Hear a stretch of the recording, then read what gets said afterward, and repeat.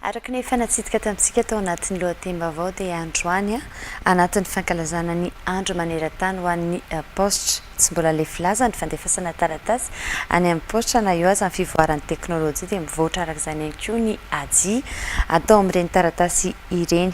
Aji vaovao mampiseho ireo zava-maniry sy zava-mananaina misy 5 araka izany no nampahafantary ny tale jeneraly ny postra malagasy androany. Rojo Christelle sy Yves Chanel. Manomboka amin'ny 900 ariary amin'izao fotoana izao ny sara ny aji andefasana taratasy manerana Madagasikara. Isan'ny zavatra tsy ho lefy laza izy ireny na eo ara fivoaran'ny teknôlôjia satria mbola maro ireo olona fandefa taratasy amin'izao fotoana izao hoy ny tale jeneraly ny postra malagasy Ranarson Richard. Tsy azo ampiasaina ny aji vaovao raha tsy misy ny lanonana ofisialy fampahafantarana azy ho hatrany ny fanazavana ka androany no nanatanterahina izany teny Ambodivona. Ny ministra Piainy postra malagasy no nametraka ny tompo-kase voalohany tamin'izany.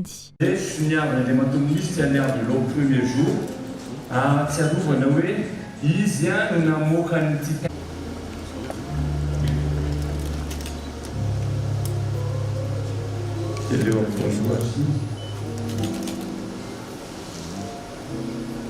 Lohahevitra mandritra fankalazana ny andro maneran-tany amin'ny postra ny hoe ny postra ho an'ny tontolo iainana, izany indrindra no nisafidianana ireo zava-maniry sy zava-mananaina atahorana ho lany tamingana eo amin'ireo aji vaovao miisa 520 ireo.